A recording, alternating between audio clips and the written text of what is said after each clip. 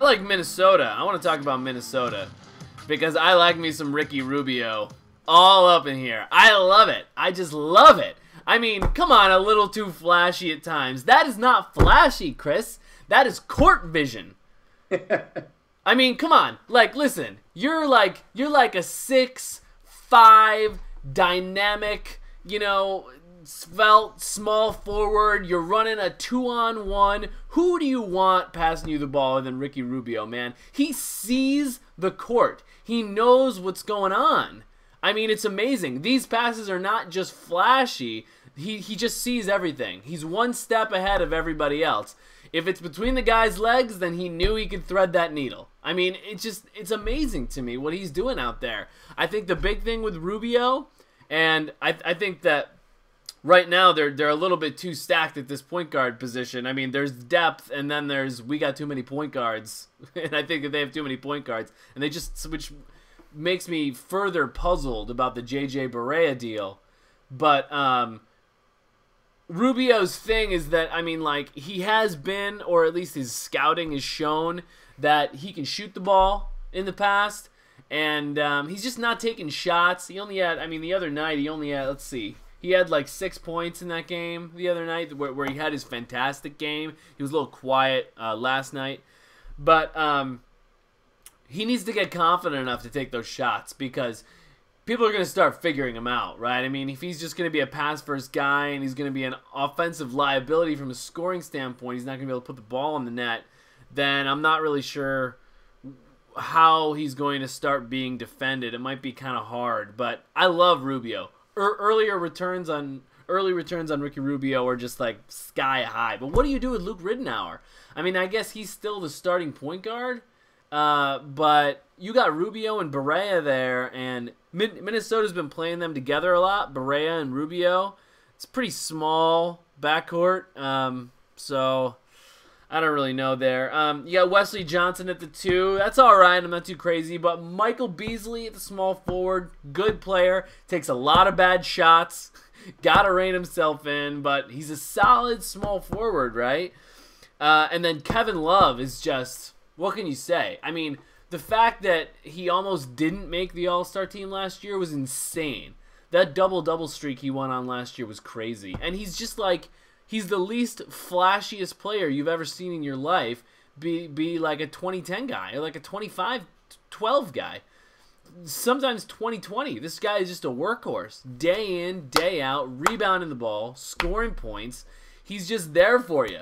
He just makes it happen. And he's the engine behind this team at power forward. I really like their depth here with Anthony Randolph. I think that he's underperformed in his young career, but I think that there's a lot of potential there for Anthony Randolph to be a good player in this league. That's pretty good depth behind Love, and you know Love's going to play a lot of minutes anyway. And then Darko at center. I mean, Darko's a good player. He can show some firepower, but there's still a lot of questions. So, I mean, I'm not like sold. I mean, I think Minnesota's going to be a playoff team here. I don't think they're going to be, a top 5 team this year. But there could be potential for it, maybe, if they start ripping people up. And, of course, we can't forget about Derek Williams, the rookie. If he starts playing better, then they're really rocking and rolling, right? I mean, you're looking at a secondary rotation out there with Derek Williams and Rubio, possibly even Barea out on the floor as well. And then maybe Pekovic, Brad Miller, Anthony Randolph at the front court. So there's still a little bit of problems there, but it's a pretty good second unit, and I like their first unit. So this is a team on the rise this year. They were able to really get some good rookies in, and once they're even more accustomed to the system, I like it. I'm not sure what they're going to do with Ridenour or Barea. Obviously, Barea is going to stay on the team for a while. Ridenour, he could be really good trade bait because he's actually a pretty competent 28-year-old point guard, or 29. He's right around there. Good point guard, can shoot the 3. He's kind of crafty. He's a talented guy, and I think that there are some teams out there that could be looking for a guy like that. And whereas it might be better to get a little bit of depth maybe at the center position or at the 2. But I like what I'm seeing so far from Minnesota this year, and I think that they're a team to look out for. Have you seen the same They're thing? certainly an exciting team to watch. I think the defense will be the big obstacle for them. I Sure. think that on certain nights, as they Darko's start to a big dude, though. He's a big dude. Gonna stop some people. Yeah.